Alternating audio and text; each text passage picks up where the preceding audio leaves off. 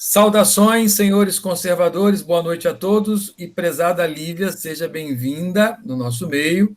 Você, o Norton, o Maurício e todos os demais, tá certo? Em especial, mais uma vez, queremos agradecer ao D'Artagnan. E eu queria publicar algo, né, Paulo?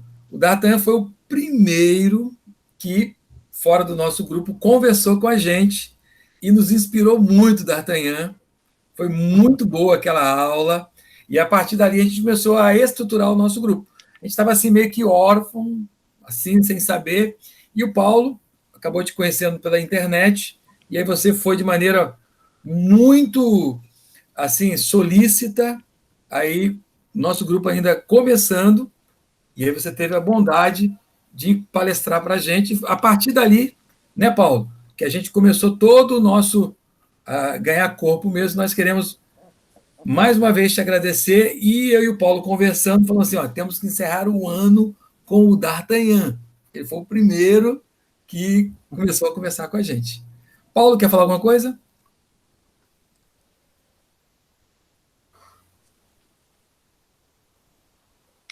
Não, só ratifico as suas palavras. D'Artagnan, muito obrigado, tá?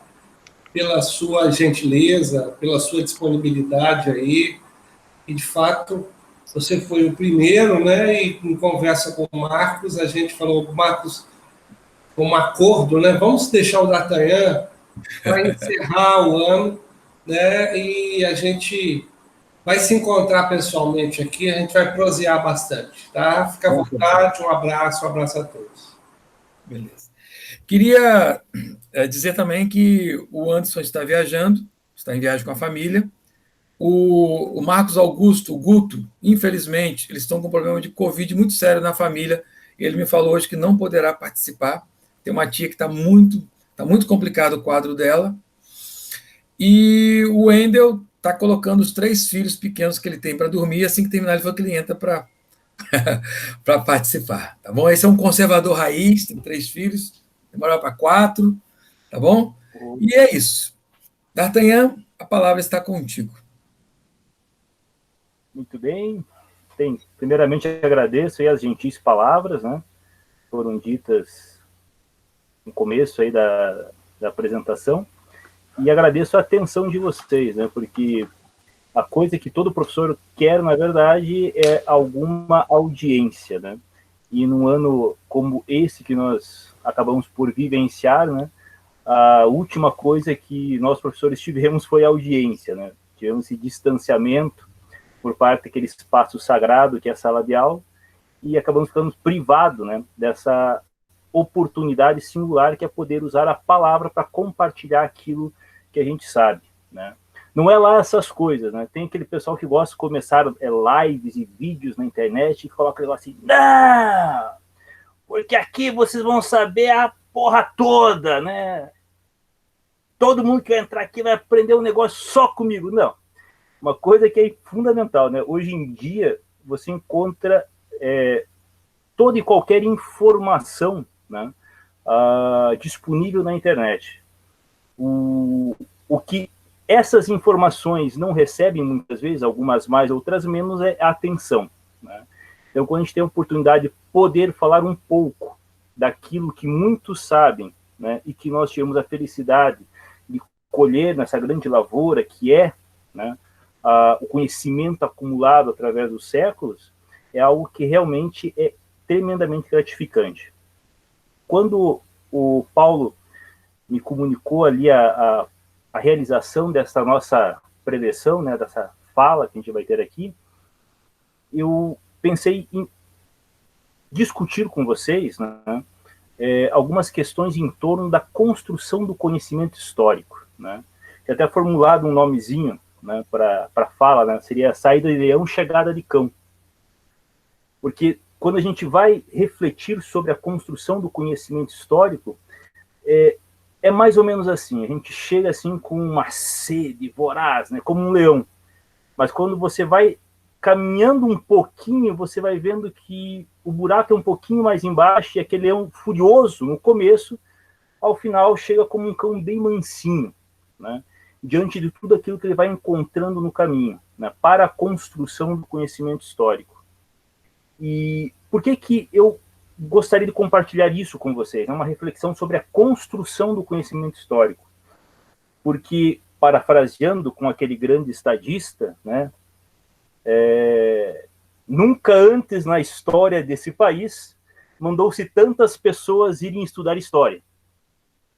Mas o que é mais gozado, né, é que, seja a destra, seja a sinistra, o que as pessoas querem, em sua grande maioria, não é estudar história. Querem bater boca em torno de assuntos históricos. Bater boca em torno de problemas históricos, mas não estudá-los. São duas coisas muito diferentes, né? Tem duas situações que eu acho bem interessantes, bem ilustrativas dessa situação. Uma delas foi bem na época do impeachment, né? Que ficou bem em voga, aquela discussão toda em torno do golpe de 64, né? E eu me lembro que, à época, eu havia postado alguma coisa no Facebook, né? E se me lembra, olha, gente, para você se posicionar em relação ao assunto, você tem que dedicar algum tempo de estudo a ele, né? E, ao fazer isso, você pode perceber que aquilo que você tinha como uma convicção acertada e irrevogável pode se abalar. E aí, uma moça, muito gentilmente, ela veio em inbox falar comigo, né? Dar-me um conselho. Eu falei assim, olha, professor, eu tive a impressão, não sei, talvez, quem sabe, que você estava se posicionando a favor do golpe. Se o senhor desejar, eu tenho uma lista de filmes sobre a época, né? E que é interessante, né? Veja só, a preocupação dela não está em conhecer o problema, conhecer o período, mas sim ter algo para argumentar com alguém, né? Aquilo que eu vou chamar de cultura histórica, né? Que seria aquela visão majoritária que você tem dentro de um período histórico sobre determinados acontecimentos, né? E numa outra situação, uma amiga minha disse assim, o que você acha disso? Eu sempre fazia essas perguntas para mim, né? Algumas coisas eu tinha algo a dizer, outras não. Então, por que você está me fazendo essas perguntas? Não, porque eu quero ter argumentos para debater com as minhas amigas. Veja, quando a gente vê toda essa sanha que a gente olha hoje, em especial nas redes sociais, ou às vezes nas rodas de amigos, o que é interessante é que o impulso que você tem ali presente não é o desejo pela compreensão da construção do conhecimento histórico e do próprio conhecimento histórico. O ponto central que você tem ali presente é a procura por argumentos, por cartas coringas, para as pessoas terem dentro de suas mangas para poder utilizar na hora certa, né? Tipo assim, ahá, mitei, ou ahá, lacrei, né? Bem, quem mita e quem lacra não conhece, né? Está preso na superfície da coisa. E, de um modo geral, a gente vê isso, né? Porque, em regra, grande parte desses indivíduos que se dedicam, né, a esses debates, seja muitas vezes num púlpito, ou seja nas redes sociais, o que eles literalmente fazem é tentar defender um conjunto de impressões que eles têm em relação ao acontecimento histórico. Não tentar apresentar, né, os elementos que ele acabou angariando, reunindo a partir de um longo período de estudo, né?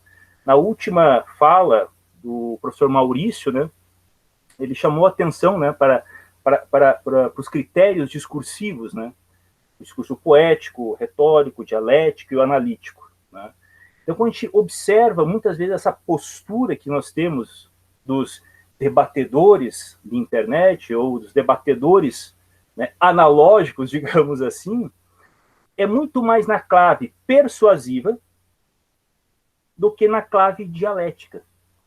Ou seja, eles estão muito mais preocupados em vencer um debate, ou seja, calar o seu oponente ou impor seu ponto de vista, do que, de fato, procurar uma visão mais provável com relação àquele determinado acontecimento ou em relação a um certo período, certo? Ou seja, a gente Quando a gente olha esses debates, a última coisa que entra em jogo é justamente o quê? A construção do conhecimento histórico. O que você tem ali é um debate retórico. E de muito baixo nível, diga-se de passagem. Muitíssimo baixo nível. Mas aí a gente pode fazer a seguinte indagação. Então tá, se o que nós temos presente hoje é uma tentativa, né, de persuasão com relação a certas visões de mundo, em relação a alguns acontecimentos, a gente pode se perguntar o seguinte, então, tá, qual que é o coração da história? Porque a gente ouve muitas vezes, né, pessoas que inclusive são da área de história, e esse é um vício que nós temos presente, né, na fala de muitos professores, é que não existe verdade em história. Né? Cada ponto de vista é visto num ponto. Aí você vê que isso fica realmente preso à clave retórica. Porque se toda visão é válida, então é a mesma forma que se dizer que nenhuma delas tem valor. Ponto. Veja, aí está a preocupação com a persuasão e não com a investigação. O Heródoto brasileiro, né, que é o Van Hagen, né, que fundou o Instituto Histórico Geográfico no Brasil, ele diz algo de maneira muito simples, né, sem ser simplório. E aí que é o bacana. O Van Hagen diz o seguinte, o que é o coração da história? O coração da história é a verdade.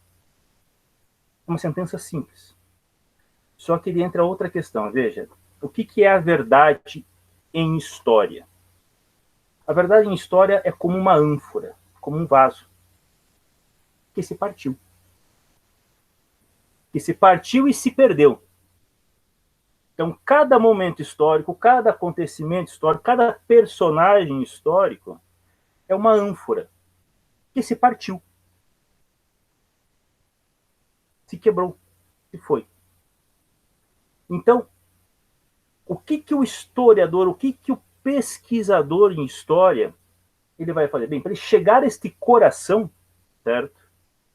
Que é a história, ele vai ter que tentar obter esses caquinhos de volta para reconstituí-los. Eu gosto muito dessa metáfora por uma razão bem simples, né, gente? Porque quando a gente pensa a construção do conhecimento histórico, a gente tem muitas vezes a impressão que a história ela simplesmente emana do passado. Brota do chão como alface, né? Colocou a mudinha, está ali. Lembro até hoje, faz uns 23 anos atrás, mais ou menos, eu estava num ônibus, né? E à época eu estava lendo Costumes em Comum, do Edward Thompson, né? E aí chegou um rapaz muito gentil, cursava administração. E ele falou assim, perguntou, o que você está lendo, Hidarte? E eu falei, esse aqui é o livro, Costumes em Comum, e fui explicando do que tratava o livro. Aí o cara fez um comentário que eu achei muito interessante. Eu, nossa, então quer dizer que esse cara viveu naquela época e descreveu as coisas como aconteciam naquele período? Eu falei, não. Viveu no século XX. Mas a forma como muitas vezes as pessoas veem a construção do conhecimento histórico é como se ele por si só brotasse do passado. E não é assim que se dá. Porque a história é sempre escrita a partir do presente. Melhor, a história é sempre escrita a partir de um presente. Já vamos explicar o que nós estamos querendo dizer com um presente. Né? Segundo ponto, e isso é algo que eu acho que é fascinante, certo? Porque se o coração da história é a verdade, por que então que muitas das vezes os historiadores, muitos professores de história, dizem que não existe verdade em história? Por uma razão muito simples. Porque o conhecimento da verdade em história, como o conhecimento da verdade em qualquer área do conhecimento, é problemático. Esse é o X. Não é que...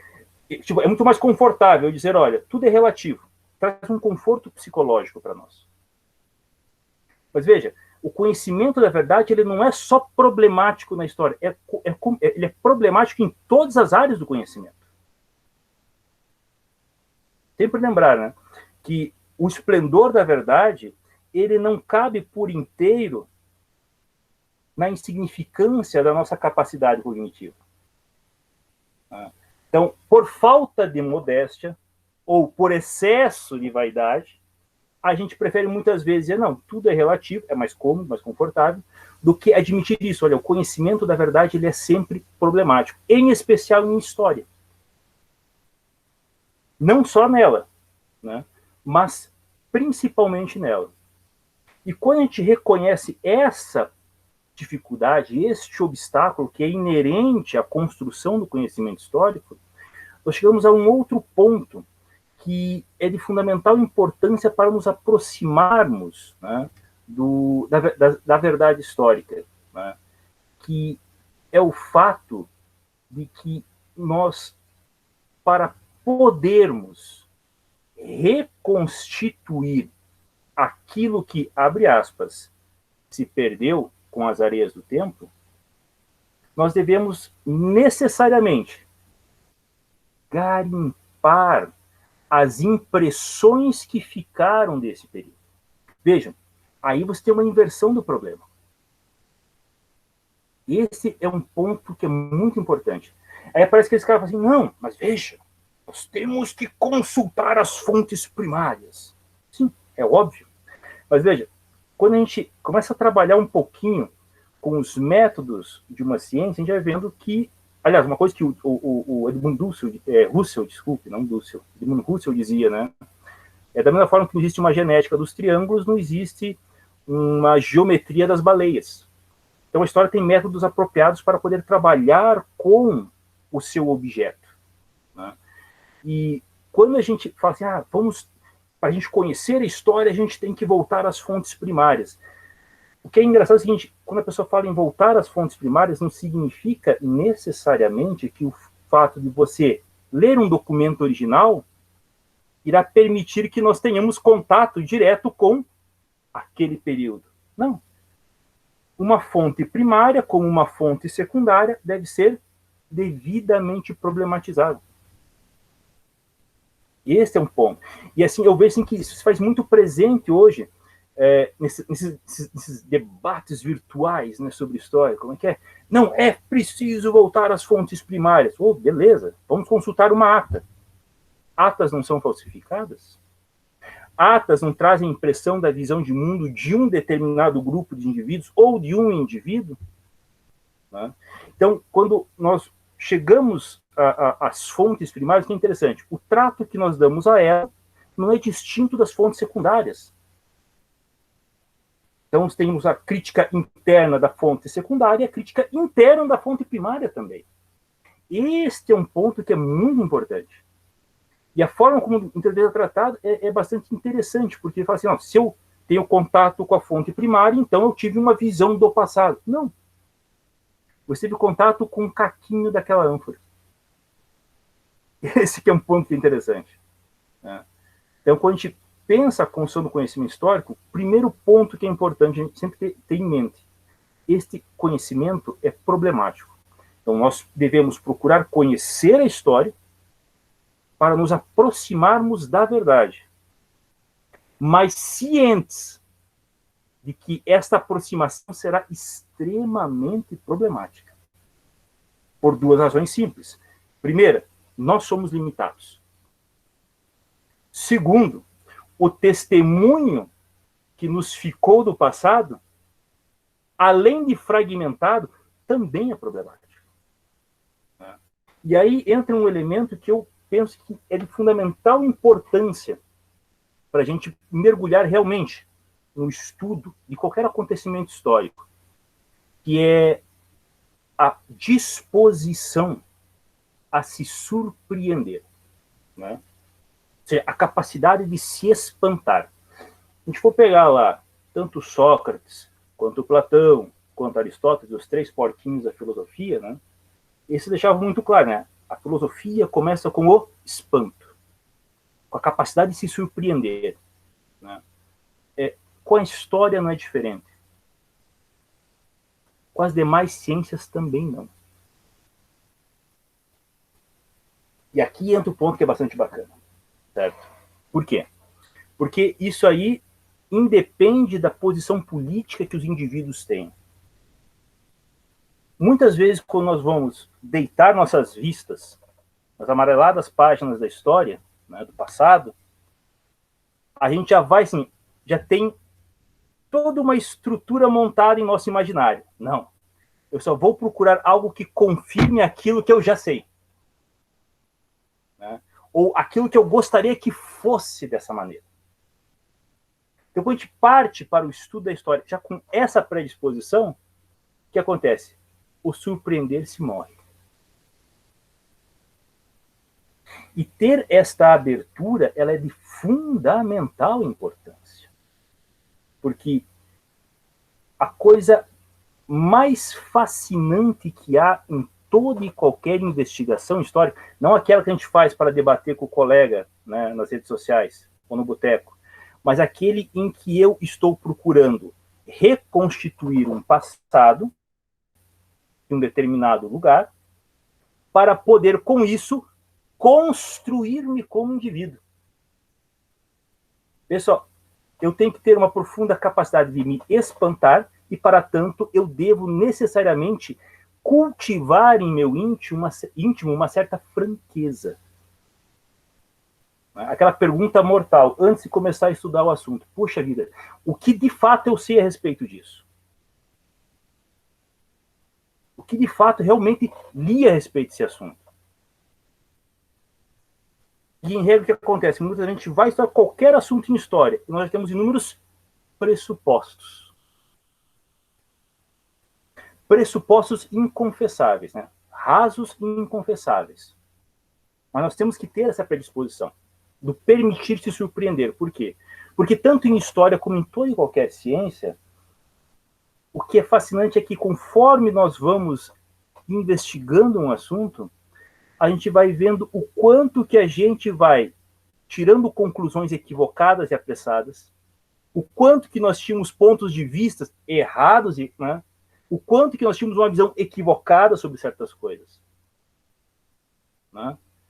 Aliás, até como um exercício, né, de reflexão sobre a construção do conhecimento histórico, eu penso que os romances policiais e as séries policiais são um negócio maravilhoso. Porque quando você pega um Sherlock Holmes, né, o que é interessante é quantas pistas erradas ele vai seguindo.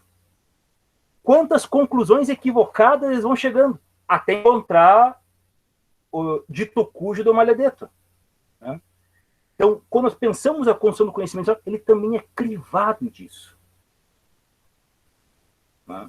Então, conforme a gente vai estudando um assunto, a gente vai desdobrando ele. E vai, poxa, eu pensava isso a respeito desse cara. Estava errado. Putz, eu tinha tal visão sobre esse acontecimento. E o que é interessante, muitas vezes você vai colecionando impressões distintas sobre um mesmo indivíduo e sobre vários acontecimentos. Mas isso faz parte da construção do conhecimento. É isso que é fascinante. Tem um exemplo que eu gostaria de dar aqui, só que eu não vou conseguir citar a bibliografia de maneira apropriada, porque eu não cheguei a ler esse livro.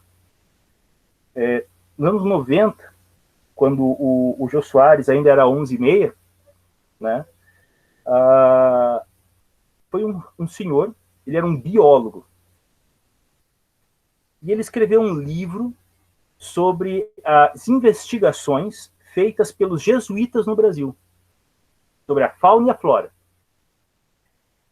E ele explicando, né, que é interessante, assim, as impressões que esses jesuítas tinham apontando em seus diários, em suas cartas, sobre os animais e as plantas que eles estavam conhecendo. Né? E ali tem um negócio que é bem interessante, para pensar essa questão que eu estou querendo chamar a atenção, né? O quanto que nós podemos nos equivocar nas descrições que nós fazemos, nas impressões que nós temos, né, de maneira antecipada em relação a alguma coisa. Ele comentava que numa das cartas jesuíticas, um jesuíta descrevia que havia, em São Paulo, uma espécie de beija-flor que em alguns momentos do dia era um pássaro e que em outros momentos do dia era uma borboleta.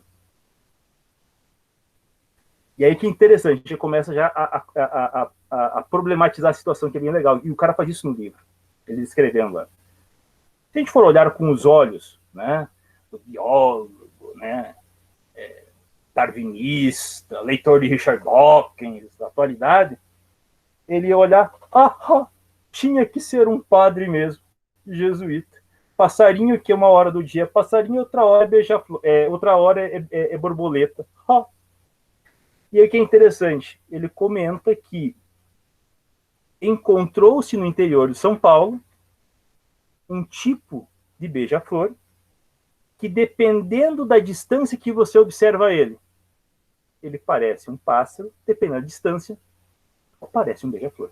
Perdão, parece uma borboleta. Né? Então, o que é interessante aqui? A gente vai pegar assim, todo o conhecimento que nós temos hoje consolidado, certo? Ele não brotou simplesmente da mente de um gênio. Não. Ele construído gradativamente pelo esforço de várias gerações de indivíduos, em meio a inúmeros tropeços, quedas, erros, equívocos e assim por diante. Né?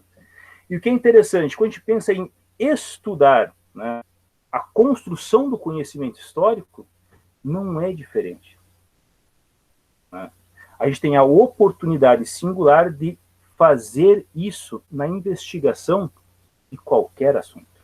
Só que isso, imprescindivelmente, exige de nós essa franqueza para conosco mesmo, né? E esta postura que nos permita o surpreender-se. Né? E sempre lembrar aquilo, assim, que a única pessoa que não se permite surpreender é o idiota. Porque ele está fechado em seu universo umbilical, então nada lhe surpreende. Né? E é uma coisa que é muito bacana, veja, se você exclui do teu horizonte de consciência tudo aquilo que é inexplicável, ou tudo aquilo que é um tanto que truncado, bem, claro, tudo fica redondinho e cabe dentro da nossa cabeça. E tem que ser o contrário. Tem que colocar justamente aquilo que não está explicado no centro. E dar-lhe a devida atenção, que é imprescindível. Certo? Partindo dessa postura inicial, nós temos daí uma outra questão, que eu acho que ela é muito importante.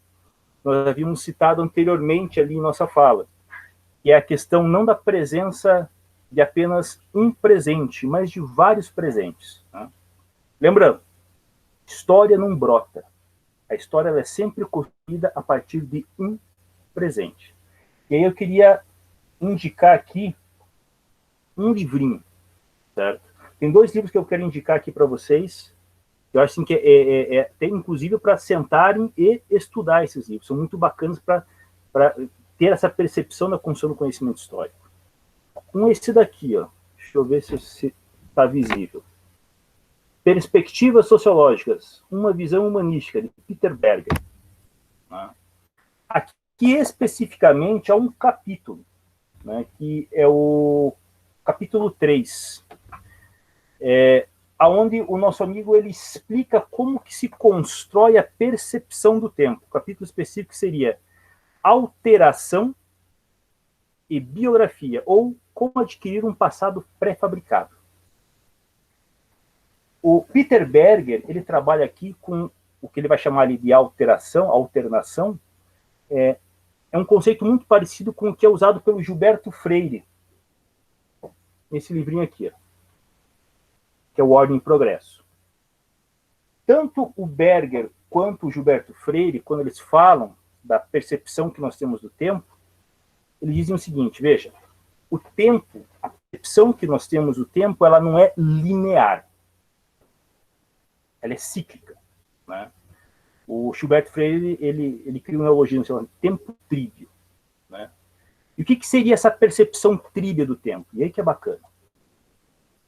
Fala assim, ó, tempo tríbio, a percepção tríbia do tempo, é a capacidade que todo indivíduo humano tem de ressignificar as suas experiências vividas do passado e as expectativas que ele tem das experiências que ele viverá no futuro, a partir de experiências vividas no tempo presente.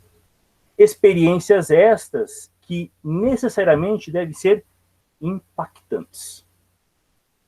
certo? Antes de jogar isso para a história, deixa eu pensar aqui um exemplo com vocês no âmbito individual, certo? Quer ver, ó? Vou imaginar a seguinte situação. Imaginemos um alcoólatra, um pau d'água.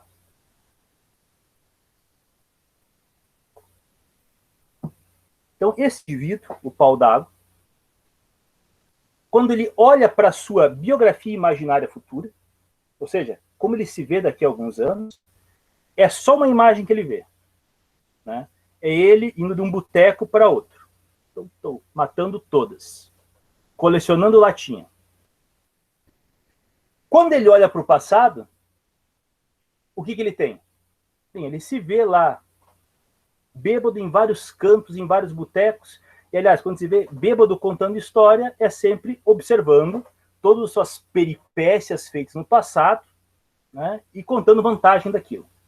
Beleza. Aí o que acontece? Vamos pegar uma situação bem simples. Quando a gente está diante de um alcoólatra, pergunta simples. Adianta falar para ele que ele precisa parar? A resposta quase que padrão. Chacodega. Eu sei me controlar. É sempre essa, eu sei me controlar. Estou por dentro.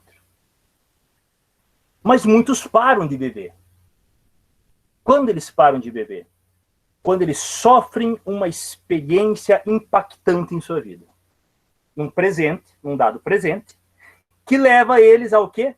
A ressignificar o passado e a ressignificar a imagem que ele tem de si mesmo no futuro. Né? E, obviamente, essas experiências variam muito de indivíduo para indivíduo. Né?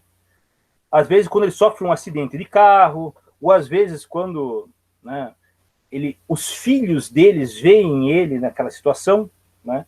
Cada caso é um caso particular. Mas aquela experiência faz ele o quê? Faz ele ressignificar. Tira ele do chão. Tá? Teve uma vez uma entrevista, eu assisti de um jornalista, que não era alcoólatra, ele era viciado em cocaína. Tá um pouquinho pior a parada, né? E aí ele comentando, né, o que levou ele parar de consumir cocaína. Ele falou assim que ele estava no hospital, estava com o filho dele, e a esposa estava em trabalho de parto, para ter o segundo filho. E aí ele falou, eu estava numa fissura, fui no banheiro. Foi no banheiro, esticou as carreirinhas em cima da tampa do vaso sanitário, deu os tecos, e ele saiu. E quando ele sai, cadê o filho? E de repente vem a enfermeira, onde é que o senhor estava? O filho acabou de nascer, de repente a gente mostra o filho para ele. E ele fala assim, aquela experiência que eu tive foi desesperadora. Por quê? Porque meu filho estava nascendo, eu tinha perdido o outro, e o que eu estava fazendo? Cheirando cocaína. Veja, para ele aquilo foi significativo, ao ponto que ele largou. E o que é bacana, quando você encontra-se com pessoas que frequentam AAs ou NAs, o que essas pessoas fazem nessas reuniões? Elas conversam, e nessas conversas eles ressignificam as suas experiências passadas. As mesmíssimas histórias que eles contavam até então, com garbo e elegância, como sendo grandes feitos em sua vida, eles contam com um outro sentido, com outro significado. Ou seja, aquela história que o pessoal fala, o que passou, passou, não volta mais, é conversa fiada. Sim, o futuro a Deus pertence, fechou? Mas o passado, ele nunca está distante de nós, ele sempre está presente conosco. E nós acabamos, muitas vezes, ressignificando aquilo que nós vivenciamos, a partir das experiências, das impressões, né, das expectativas que nós temos no momento presente. Né? Um outro exemplo bastante simples para ilustrar isso daqui, a nível individual, quando a gente conversa com uma pessoa que foi traída pela pessoa amada. Mesmíssima coisa. Né? E aí é um caso mais dramático, por quê? Porque quando nós temos o rompimento de uma relação, veja, duas pessoas mais juntinhas, né? Casa assim, de pessoas que estão há muito tempo juntas não é mais uma casa, é um relicário, né? É foto para tudo que é lado, tudo tem um significadozinho, e de repente aconteceu lá aquilo que ninguém gosta de pensar. Né? O que acontece? Tudo aquilo que dava sentido à sua experiência de vida desmorona. O que dá sentido à nossa experiência de vida? Aquilo que foi vivido por nós. E aquilo que nós tínhamos como expectativa de futuro. Né? Ó, lembrava, quando eu estava lá no alagado, tomando um guaranazinho com meu amorzinho, tá? E nós sonhando, ficar velhinho, um contando a ruguinha do outro, de repente tudo aquilo desmorona. Com uma experiência impactante no tempo presente. O que leva as pessoas a ressignificarem todo o sentido que ele atribuía aos mesmíssimos acontecimentos. Quando a pessoa enfrenta a morte, ou num acidente, ou com uma doença, a mesma coisa. Você tem este momento de ressignificação. Né? Por quê? Porque o tempo não é linear. Em nível sociológico e psicológico, ele é sempre cíclico. Né? Sempre gostava de comentar com os alunos o seguinte, tanto o tempo é cíclico, tanto que o passado se faz sempre presente em nós, que nós temos rancor, temos saudade, né? Do quê? De coisas que aconteceram há muito tempo. Certo?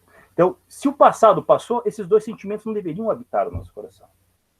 Mas o passado, ele não passa, ele sempre está presente em nós. Sempre ganhando uma nova significação a partir daquilo que nós vivenciamos aqui e agora. Idem com relação ao futuro. A gente poderia, com muita tranquilidade, escrever uma história pessoal, né, a nossa biografia, dos eus futuros que nós imaginamos. Poxa, aquela perguntinha que a gente faz para criança, né? Putz, quando eu tinha 7 anos, o que eu queria ser? Como eu imaginava que o mundo seria? E quando eu tinha 10? E quando eu tinha 14? E assim sucessivamente. O que você tem ali? Você tem uma ressignificação das expectativas futuras. Ou seja, a nível individual, nós temos este processo, aonde o tempo não se apresenta de maneira linear e irrevogável. O mesmo se dá a nível societal. E aí é que nós entramos nessa esfera que é a construção do conhecimento histórico. Tem uma arte japonesa, Kitsugi, né? Não sei se eu estou pronunciando corretamente, mas o Kitsugi é uma arte que eles pegam o vaso, a ânfora quebrada, e aí eles colam de volta. Mas não colam com super bond como nós fazemos em casa, para não apanhar da esposa. Eles colam com fios de ouro. A gente pode dizer, então, que a reconstituição do conhecimento histórico é similar a esta arte japonesa. Então, você tem um vaso quebrado, que é aquilo que foi vivenciado pela humanidade, ou por parte da humanidade. Aí você tem que tentar reconstruir. Lembrando, quando você quebra um vaso, nem todas as peças estão presentes. E você vai ter que juntá-lo e colar. O que é interessante, o vaso colado com fios de ouro fica muito mais bonito que o original. E aqui entra um outro ponto que é muito importante. Né? Muitas vezes nós, distantes dos acontecimentos, podemos vir a ter uma compreensão muito melhor do que os seus contemporâneos. Este é um ponto que é muito importante. Por isso que é muito complicada aquela fala, não, temos que voltar às fontes primárias. Sim, temos que fazer isso. Porém, é sempre importante lembrar que a fonte primária apenas apresenta uma visão que um indivíduo tinha daquele momento. Esse é o X da questão. Então, a gente tem que ter essa aproximação. E lembrando que todos os autores que procuraram estudar um período histórico, né? Tentaram fazer essa reconstituição, ou seja, reconstruir este vaso, essa ânfora, eles fizeram a partir de um presente. E aí a coisa ela ganha um outro tom, que torna a construção do conhecimento histórico muito mais fascinante. Não para a gente debater no Facebook, não. Mas para a gente literalmente ter essa visão, né, mais profunda e mais ampla de como que a história se constitui em nossa vida. O que é bacana, veja, quando a gente pega assim, vários historiadores em várias épocas diferentes, escrevendo a história de um país ou a história de um acontecimento, cada um deles vai estar falando a partir de vou lembrar o tempo tríbio, de um presente. Então, naquele presente, o que havia? Haviam problemas que inquietavam a ele e possivelmente a muitos dos seus contemporâneos. E, obviamente, que esses problemas vão ajudá-lo a formular as perguntas para o passado. As perguntas que ele está formulando, bem, às vezes para nós não interessam mais, ou às vezes vemos as perguntas com maus olhos. Mas quando a gente tem essa clara noção, ele está falando a partir desse presente. Então, eu sei a partir de onde ele está falando. E o que é mais interessante, ele olha para o passado e esse historiador, ele tem uma expectativa em relação ao futuro. Ele tem poxa, eu espero que esses acontecimentos acabem, né, indo para esta direção. Então, todo historiador, ele fala a partir de um presente, interroga o passado a partir dos problemas desse presente, com os olhos voltados para o futuro. Mas, de novo, a partir daquele presente. Quando a gente situa uma obra historiográfica, um clássico da historiografia, dentro desse recorte temporal, todas elas têm um profundo valor. Tem um exemplo que eu acho maravilhoso, né? Que assim, são aquelas pessoas que nós amamos e odiamos ao mesmo tempo, né? Que é o Darcy Ribeiro. O Darcy Ribeiro era uma figura divertidíssima, né? E tem o livro dele, né, O Povo Brasileiro. O que é bacana é que, logo no prefácio do Povo Brasileiro, o que ele fala? Olha, entendam, esse aqui é um livro de um homem de ciência e de um homem político. Ele é um homem que lutou por certas causas, então vocês vão perceber isso presente na minha obra. Veja, ele faz esse recorte já. Eu sou um homem deste período que se inquietou com esses problemas. Então, vocês vão perceber isso presente na minha obra. Mas nós, hoje em dia, temos uma obra que é muito mais interessante.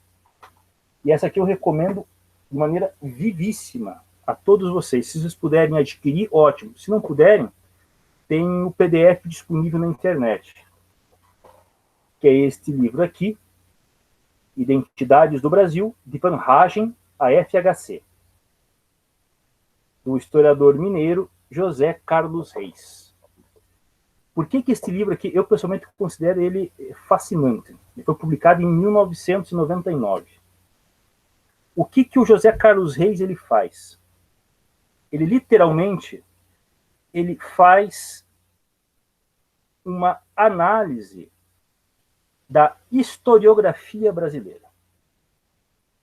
Ou seja, dos grandes historiadores brasileiros. Não de todos, ele selecionou alguns. Né? Van Hagen, tá?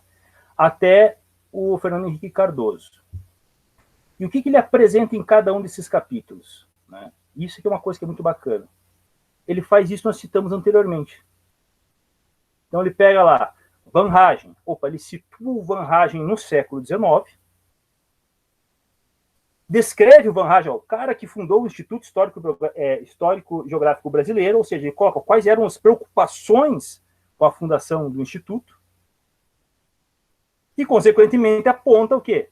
A visão que ele esperava do Brasil, ou seja, o que ele esperava que o Brasil se tornasse. Quando a gente tem esse quadro montado, a gente compreende claramente que ele chegou a essa conclusão. Ele faz o mesmo com o Capistrano de Abreu, ele faz o mesmo com o Caio Prado Júnior, com o Nelson Werneck Sodré, com o Sérgio Buarque de Holanda, com o Florestan Fernandes e com o Fernando Henrique Cardoso. Veja, e o que é bacana, ele pega assim uma linha cronológica, né? São historiadores em períodos diferentes, e todos eles procuraram apresentar uma interpretação do Brasil. E nessa interpretação que eles apresentam do Brasil, me esqueci do Gilberto Freire. Nessa interpretação que cada um deles apresenta do Brasil, eles acabam denunciando, ou melhor, externando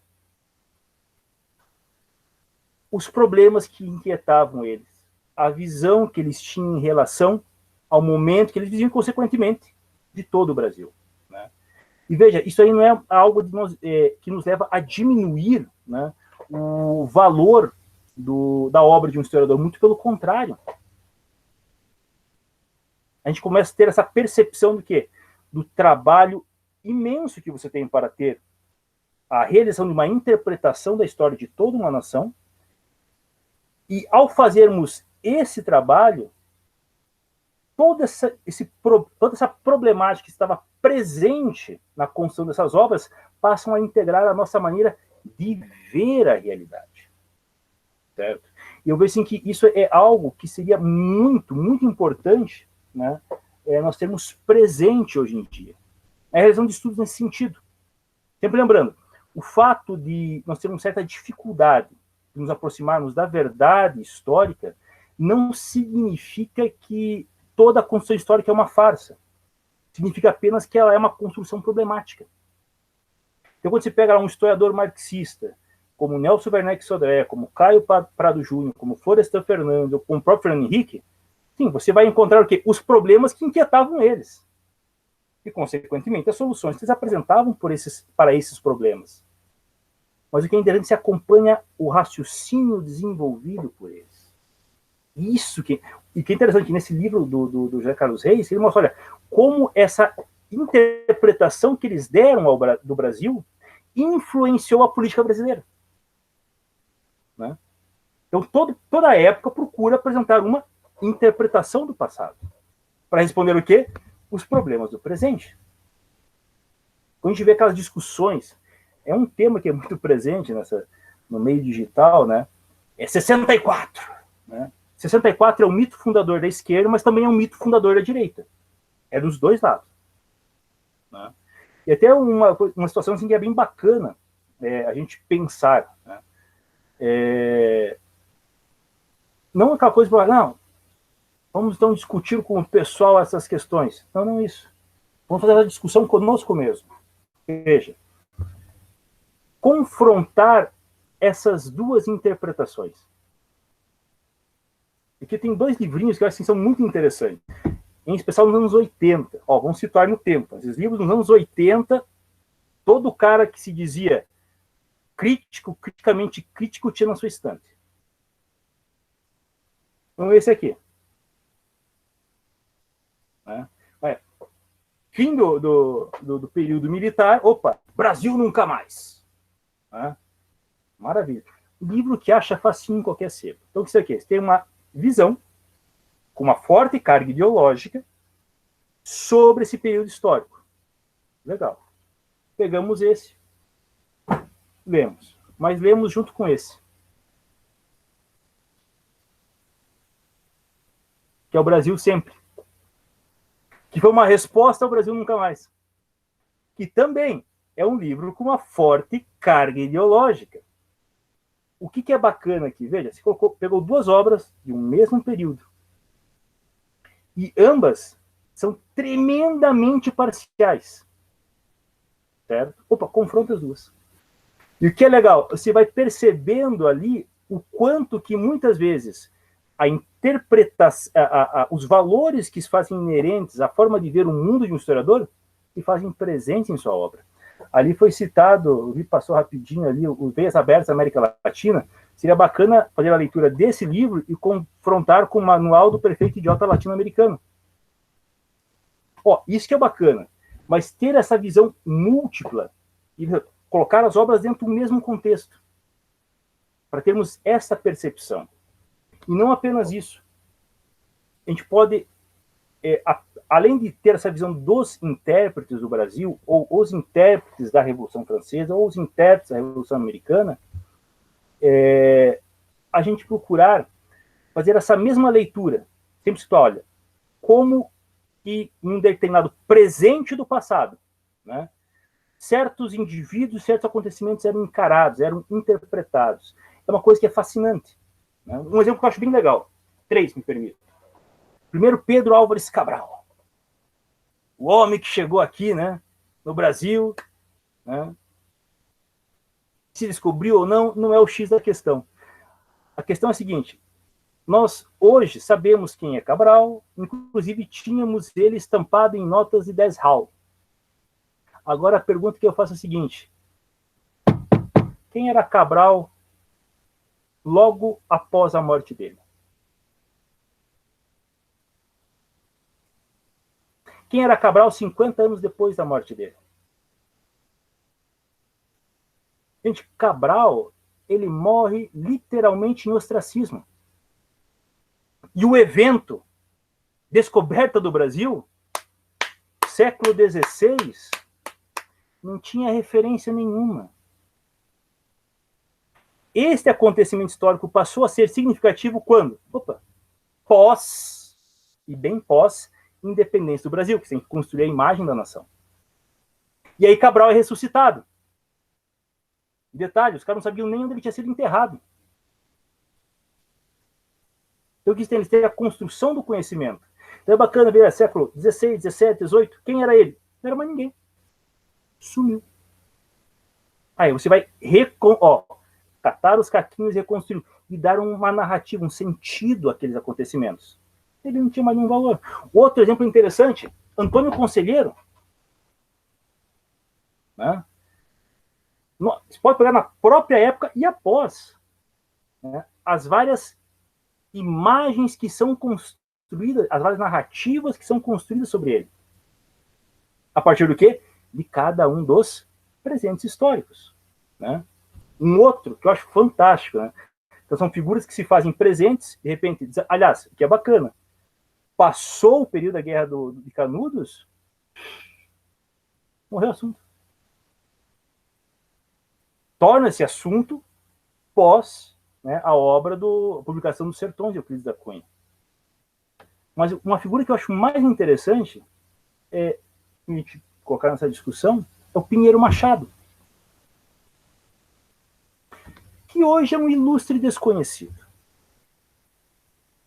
Mas Pinheiro Machado tinha um apelido muito carinhoso, ele era o Fazedor de Reis. Ele presidia a comissão de verificação do Senado da Primeira República. Então, todo presidente, para ser presidente, tinha que ter a bênção dele. Né? Mas depois que ele foi assassinado no Hotel Glória, né, o que aconteceu? Não se fala mais nele. E veja, era um personagem central da República Velha. E desapareceu. E o que é interessante, a gente vai situando a construção do conhecimento histórico nos seus vários presentes da história, a gente tem uma percepção muito interessante de o quanto que muitas vezes acontecimentos que para nós no presente são extremamente importantes, passado alguns anos, eles literalmente perdem o seu significado. Por quê? Porque nós estamos num outro presente. E isso que é o fascinante. Tem um exercício que eu acho muito bacana, que eu gosto de fazer com bastante frequência, é ler revista velha. É fantástico. Né? Você pega, longe, você pega umas revista Veja, que nós aqui no Paraná chamamos de Oia, né? Que é a revista Oia. Você pega umas Oia de 10 anos atrás, 20 anos atrás, você vai olhar um monte de personalidades que à época, meu pai do céu, eram os pica das galáxias. Passou 10 anos. Sumiu. Não tem mais significado algum. Certo? Quem que se lembra do Severino Cavalcante? Quem que se lembra do Aureliano Chaves? Não estou dizendo que são grandes figuras, não estou dizendo que eles fizeram grandes coisas. Não, não é isso. Mas eram sujeitos que tinham um papel naquele presente de destaque. e que passou um tempo, desapareceram. Né? Então é até bacana para a gente ter essa percepção de o quanto que tudo aquilo que nós temos hoje presente não tem muitas vezes a importância que nós atribuímos. Por isso que eu, pessoalmente, acho essa forma de estudar a história tão importante. Porque quando você vai vendo assim, olha, os problemas que inquietavam Capistrano de Abreu não eram os mesmos problemas que inquietaram Nelson Werneck Sodré ou Fernando Henrique Cardoso. E os problemas que hoje nos inquietam provavelmente não iam inquietar esses outros autores. Então a gente vai colocando a construção do conhecimento histórico dentro de uma situação supratemporal. Aí é que é bacana. A gente literalmente tem uma visão do conjunto, não da história, mas da construção do conhecimento histórico. Aí a gente salta da clave retórica, ou seja, só a persuasão, para a clave dialética, ou seja, para a confrontação de teses, né, para procurar ter uma visão mais ampla e, por isso mesmo, mais provável daquilo que foi vivenciado e daquilo que foi produzido no passado. Né? E de mais a mais, para encerrar daí a minha fala, deixar aberto para perguntas, observações, lembrar aquilo que São Tomás de Aquino nos ensina, né? A verdade é filha do tempo. Então, mergulhar no estudo da história, né, não pode de maneira alguma ser motivada por esse ímpeto irascível que nós muitas vezes temos de querer dar uma resposta na lata para alguém. É o contrário. Né? Era até uma coisa assim, que o Gilberto Freire ele falava muito, ele falava assim, eu sou eternamente verde e imaturo. Né? Ele sempre fala, eu não estou maduro, eu tenho que aprender mais. Ele fala assim, eu tenho que ter esse contato com a agitação e, ao mesmo tempo, o recolhimento monástico. Ele falava em Apicucos, né? Em Santo Antônio de Apicucos, onde ele morava. Então, eu vou à multidão e volto para o isolamento. E essa conectividade que nós temos hoje em dia nos privam dessa tensão dialética do isolamento e a agitação da multidão. E para realmente estudar história, né, um acontecimento em particular é algo que é imprescindível. Né? O professor Olavo de Carvalho ele fala assim, que é muito importante que nós acabemos por eleger uma obra literária e procuremos lê-la várias vezes durante a vida, para incorporá-la em nós. Né? Então, se pegar lá um Don Quixote, né, é uma obra literária de grande vulto assim, da literatura, em vários momentos, lê-la. Né? Como o próprio Wegelin fazia, né? Wegelin, todo verão, lia a obra completa de Shakespeare. Nós, quando vamos nos dedicar ao estudo da história, o que é bacana? Poxa, vou eleger um acontecimento histórico ou um momento e vou tentar estudar em profundidade. O que sair sobre esse assunto, eu vou ler, eu vou comprar, eu vou pesquisar. Certo? Isso, obviamente, não vai nos trazer uma compreensão de toda a história da humanidade, mas a compreensão em profundidade daquele acontecimento nos dará aquela modéstia imprescindível para olharmos para toda a humanidade, obviamente, para nós mesmos. Obrigado pela atenção, galera, e fico então aí aberto a perguntas, comentários, observações, críticas e demais parolas. Meu Deus, olha, eu sou da área da história, sim, anotei um monte de coisa aqui, mas primeiramente vou abrir aos colegas para fazer as considerações e perguntas. Quem quer ser o primeiro? Cis? Eu vou deixar também para os colegas, eu tenho algum comentário e até mesmo pergunta, mas vou deixar para os colegas primeiro irem à frente, ok? Uhum. É o famoso deixa que eu deixo.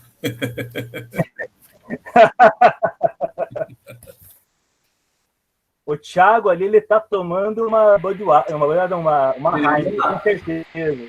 É água. Natan, me ouve? Você me ouve?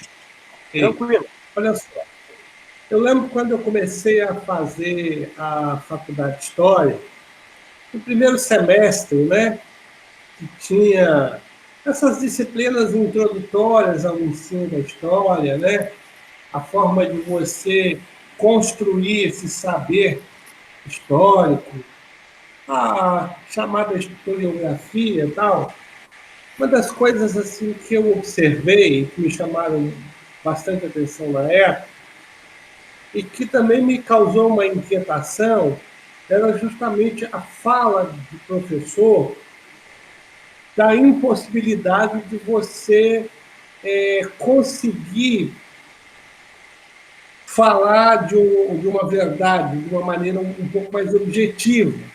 Eu sentia tudo aquilo assim, muito uma construção, sabe esses termos que a gente usa muito, né? Uma construção, isso, aquilo, tal. E, pelo menos naquele momento, na minha cabeça, eu entendia que o bom historiador ele seria aquele que narraria com o máximo de imparcialidade, né, aquilo que ele estivesse observando, que seria mais próximo daquilo que a gente chama de uma história factual, né, sem muita... Ou seja, a capacidade de descrever, olha, o que aconteceu foi isso, isso, isso, isso, isso. De certa forma, eu, apesar de conseguir entender essa relatividade que existe quando você tenta descrever, porque de fato ela existe, não é? Você está olhando dentro de um determinado tempo, dentro de uma determinada perspectiva, mas me parece que uma finalidade que deveríamos buscar seria tirar um pouco essas paixões, essas distorções ideológicas, tá? E tentar narrar aquilo que mais de perto aconteceu. Tá? A minha pergunta é a seguinte: você acredita que isso seja possível? Porque isso também me parece que teria que se partir de uma pessoa, daquele que observa, um grau de isenção que a maioria das pessoas não tem. Tá? Como você poderia me responder nesse sentido? Você acredita que seja possível esse tipo de isenção? Tudo bem, Paulo. Pergunta muito boa, vamos direto ao ponto aqui. Veja. A palavra fica assim, mais complicada, tanto na seara acadêmica, como muitas vezes nas discussões que nós temos em redes sociais ou em diversos, é a palavra imparcialidade. Né? Eu gosto de falar assim que a imparcialidade é o último refúgio dos canários. Certo? E, primeiro ponto, olha, a gente não tem que ser imparcial, a gente tem que ser honesto. São duas coisas bem diferentes. E se eu vou investigar alguma coisa, eu já estou sendo parcial para com a procura pela verdade, se eu sou honesto. Este que é um ponto importante. Então a gente vê isso muito no meio acadêmico. Não, nós temos que procurar a imparcialidade. Não, temos que ser objetivos. Não, nós temos que ser honestos. Não é objetividade nem imparcialidade, é honestidade intelectual. Aquilo que sei, eu digo que sei. Aquilo que eu não sei, eu digo que não sei. E vou investigar. Ou vou perguntar para algumas pessoas que possam me ajudar. Né? Então, e é algo que se faz muito presente dentro da academia. Segundo ponto, com relação à construção do conhecimento histórico. Veja, o Rosário Taiguí Gasset, certa vez, ele disse o seguinte, que nunca ninguém escreveu um livro explicando tudo a respeito de algo. Certo? Isso no âmbito da história, como em qualquer âmbito da existência. E quando nós falamos desse problema que nós temos na construção do conhecimento histórico, né, eu penso o seguinte, o que seria uma obra honesta intelectualmente? Bem, primeiro, quando eu... Deixa eu reformular aqui minha resposta, não termo honesto. O que seria uma obra, uma leitura da história, certo? De uma maneira mais objetiva possível. Lembramos o seguinte, quando nós perguntamos, estamos lendo o livro, um livro de história, e perguntamos ali, poxa vida, identificamos primeiramente o autor. Quem é ele, qual é a formação dele, em que época ele viveu. Então já sabe com quem você está conversando. Né? O Adler fala, né? O que um livro é? Um livro é um professor morto. Mas é um professor que está atuando sobre nossas consciências, sobre a nossa pessoa. Identificou ele? Beleza. Quando alguém escreve um livro, né, ele tem uma finalidade. Ele tem um objetivo para com aquilo. Qual é o objetivo? Então você vê lá a visão que ele tem do futuro e os problemas que ele está querendo responder. Certo? Então, quando a gente faz esse enquadramento de uma obra, certo? Uma obra de história, a gente começa a ter uma visão, vou usar essa expressão que eu não gosto muito, mas objetiva daquilo que ele está dizendo. Por quê? Porque você sabe quem ele é, da onde ele está falando, para que público ele está dirigindo essa obra e com qual finalidade. Ou seja, até uma obra aberrante, né, propagandística, ela ganha o seu significado. Por quê? Porque ela não vai estar apenas falando a respeito da forma como ele vê aqueles fatos. Mas essa obra reflete e muito a pessoa do autor e da época que ele está vivendo, ou de um grupo ao qual ele integra. O que é legal nesse livro do José Carlos Reis é quando ele pega lá os autores marxistas como o Nelson Werneck Sodré, o Caio Prado Júnior, o Florestan Fernandes, e o próprio Fernando Henrique, ele identifica, olha, esses autores todos eram marxistas, né, com seus interesses políticos, e alguns, né, quando vão estar dando a sua interpretação à identidade, ao Brasil, eles projetam a sua expectativa, a expectativa dele e do partido que eles faziam parte. Certo? Veja, você está vendo todo o conjunto. Então, quando a gente consegue ver esse conjunto todo, eu penso que nós nos aproximamos de uma interpretação. Por isso que eu gosto dessa figura da ânfora quebrada. Né? É uma coisa bem simples. A gente tem um conhecimento, uma lembrança problemática da nossa própria biografia pessoal. Né? Se você assim, bem simplória, né? Mas acho que é bem ilustrativo. Quando a gente tem 5 anos, a forma como vemos nosso pai. Aos 10, aos 15, aos 20, né? E daí aos 50. Não significa que a visão de nós com 50 anos, a visão que nós temos do nosso pai, é mais verdadeira do que do moleque de 5. E nem do moleque de 5, mais verdadeiro que o de 50. Mas nós estamos tendo experiências diferentes. Né? Você ver o teu pai após você ser pai, é óbvio que muda. É uma outra... lembrar aquilo que o Freire e o Berger falam. É uma experiência impactante. E o que é engraçado, eu lembro quando nasceu meu primeiro filho, e quando eu peguei o moleque no colo, foi na hora. Me passou um filme na cabeça com meu pai. Então, muitas coisas que eu tinha, muitas impressões que eu tinha em relação a isso, na hora, ganhou um novo significado. A mesma coisa com relação ao estudo, né, da história e da construção do conhecimento histórico. Isso nos enriquece.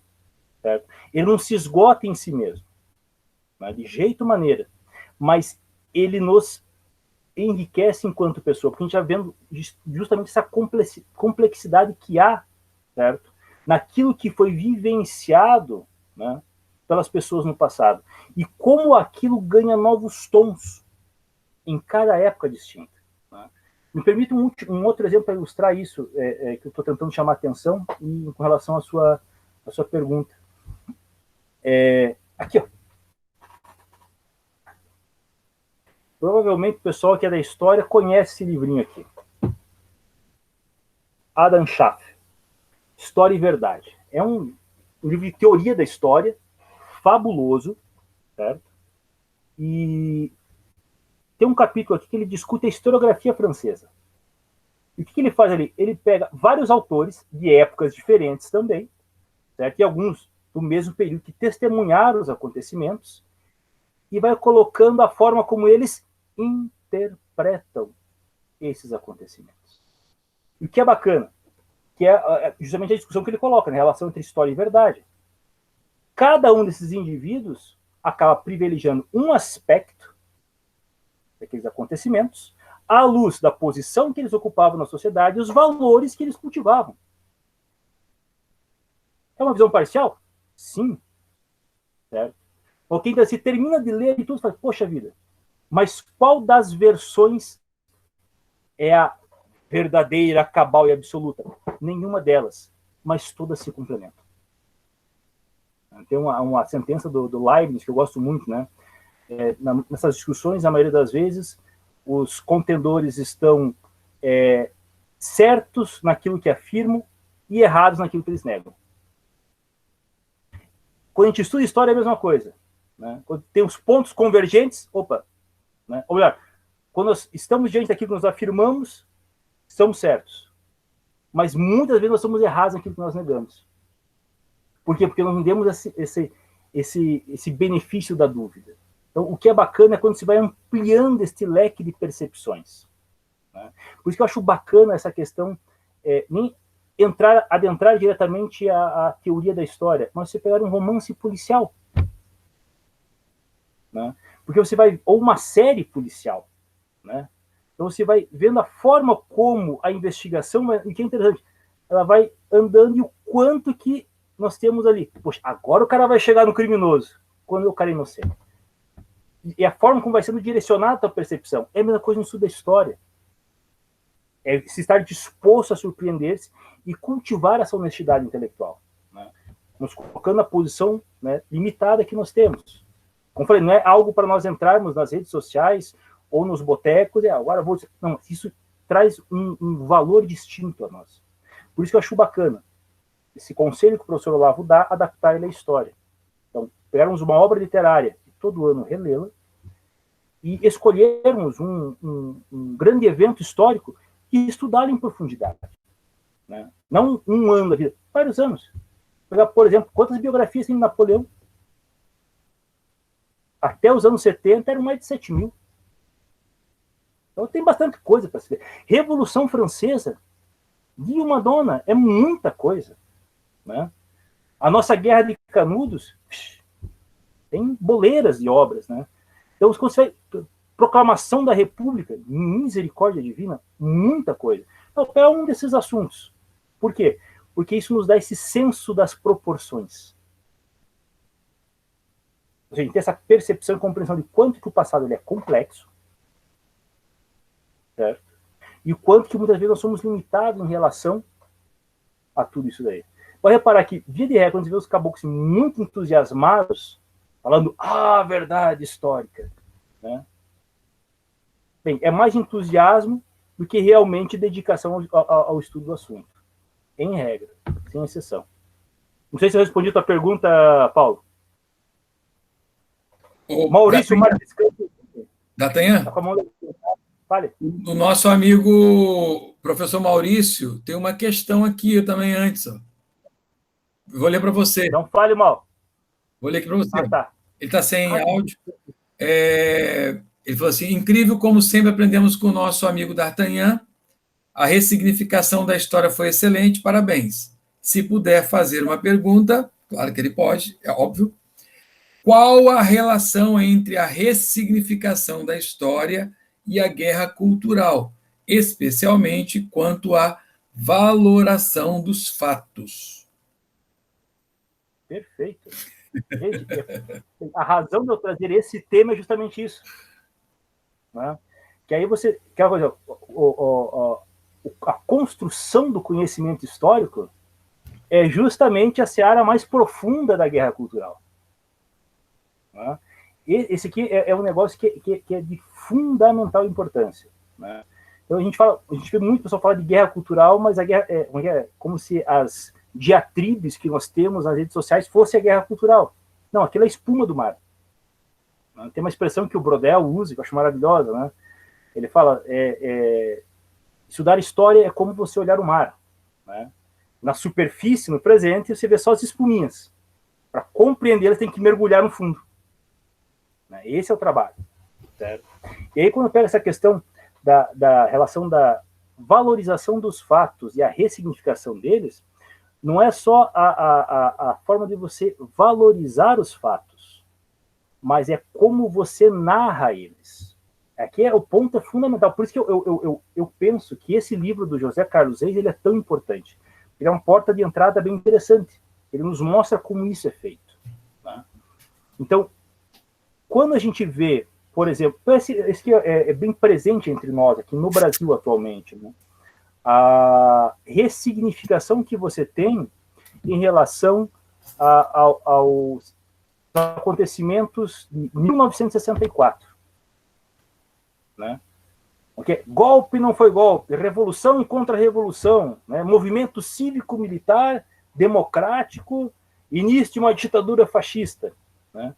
Então, o que você tem ali? Você tem literalmente um ponto, né, dentro da nossa história que se tornou objeto de disputa política. Porque é isso. É um objeto de disputa política. É um mito fundador da esquerda e da direita. Dos dois lados. Muito mais evidente da esquerda, mas também da direita. Certo? Agora, a pergunta que não quer calar, e aí que é interessante. Quais foram as obras historiográficas, né, as obras de história, que foram escritas sobre esse período, e quais delas foi lida e debatida pelos contendores? Aí, ó, lascou tudo. É uma ótima pergunta. Não, exato, é uma pergunta fundamental, né? Aí o pessoal fala, por isso que eu acho uma situação que é muito problemática, né? Não, vamos então voltar às fontes primárias. Beleza, mas vamos lembrar aqui, quais fontes primárias? E qual vai ser a problematização que você vai colocar em cima dessas fontes? Qual vai ser a crítica interna desses documentos? Então, você tem que ter um trabalho de investigação. Então, quando o Maurício pergunta, qual que é o papel dessa ressignificação, certo? Na guerra cultural. Bem, a primeira coisa, então vamos investigar seriamente esse acontecimento. Certo? Aí é um ponto que é bastante importante e que, como eu disse, ó, significa que não existam as obras, mas elas não são traduzidas, certo? De forma apropriada para o conhecimento comum, né, de toda a sociedade. Eu tenho uma sentença do Boaventura de Souza Santos, no livro dele, A Razão Indômita, que eu acho maravilhosa. Ele fala assim, o sonho de toda teoria acadêmica é se tornar senso comum. Certo? Então, se pega aí todas essas décadas de produção historiográfica esquerdista, virou senso comum na sociedade brasileira. Certo? O que carece por parte dos conservadores é o quê? É justamente realizar esse trabalho. Certo? E aí é que é uma coisa que é bastante interessante. Porque se a gente for olhar toda a historiografia brasileira, ela é realmente muito permeada por autores marxistas ou de orientação marxista. Mas entre os historiadores, certo? Você tem muitos deles que superaram essas discussões. Estou dizendo esse pessoal aí das teorias de gênero, essas coisas todas, e da nova esquerda. Mas você tem muitos autores, né, que realmente eles procuram, dentro da sua posição, de suas convicções, eles fizeram um excelente trabalho. Isso aqui é importante, é nós termos a consulta dessas obras, certo? E a discussão delas. Coisa que não acontece, certo? É uma coisa assim, se você quer ter a visão do passado, tem que ter a visão do conjunto, né? De todos aqueles que estão olhando para ele. Né? Para ser, sou convicto no que afirmo, mas eu tenho que parar de errar no que eu nego. Né? Isso é imprescindível. E eu acho que é algo que falta muito. Eu peguei só um exemplo. Certo? Eu sei que é o que toma conta do cenário. E se for perguntar realmente, né? Nossa, só um exemplo, uma vez que teve lá com o Marco Antônio Villa, né? E aí ele ficou brabinho na época, acho que foi bem na época que o pessoal do Brasil Paralelo lançou lá o documentário deles, 64, Entre Armas e Livros. E acho que ele ficou meio bravo porque eles não convidaram ele para participar do documentário. Acho, não posso afirmar. Mas eu lembro que ele falou assim, não, tem que procurar as obras clássicas, né? E aí, opa, vamos ver quais livros ele vai indicar, então. E o acharem lá deve ter o vídeo meu na internet. Ah, tem que procurar lá o clássico do Hélio Silva, né? Revolução contra a Revolução. Tá, esse é um livro.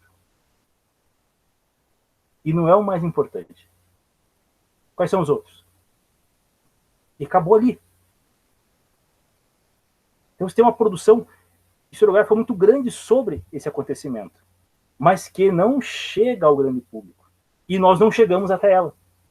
Então aí é um ponto que é muito interessante. Né? Então quando a gente pensa, a guerra cultural ele é um negócio, é uma guerra que você trava no silêncio, não na agitação das discussões na internet. Então imagine só, é uma coisa em que eu penso comigo. Pega lá um grupo, nós vamos estudar a República Velha. Vamos tentar ter a compreensão clara desse cenário. Ou vou estudar aqui o período de 64, pós-64. Né? Ou vou estudar aqui a República Nova. Pequenos grupos, e procurando fazer esse trabalho. A gente tem uma visão diferente, não só da história desse período, mas de como se constrói o conhecimento histórico. Esse que eu acho que é o ponto que é mais importante, né? E que falta significativamente, né, nessas discussões que eu vejo muitas vezes. Né? Então, digo assim, até você... vamos voltar nesse ponto. É difícil. E o que é legal, assim, quando a gente faz esse exercício, né, a gente tem já, de cara, no começar a realizar ele, essa postura mais humilde, né, em relação à própria história, em relação à construção do conhecimento. Não sei se eu respondi a tua pergunta aí, Mal. D'Artagnan, deixa eu fazer um complemento, Vale. Que é uma pergunta também. Eu não tenho problema com a palavra ressignificar. Eu nunca tive problema com essa palavra. Eu entendo o que você está falando com a palavra ressignificar. A minha consideração vem da filosofia para a gente aqui, para a história, para o conservadorismo e etc. E tal. Tem dois autores que fizeram a cabeça, vamos assim dizer, da mentalidade esquerdista. Um é o Jacques Derrida e o outro é o Gilles Deleuze. E eles vão falar sobre ressignificar como uma ação política. Eu sei que não é esse o nosso sentido, mas como uma... O Maurício falou, muito obrigado. Como uma ação política. Porque o Derrida ele chega a falar sobre fase da inversão depois da neutralização.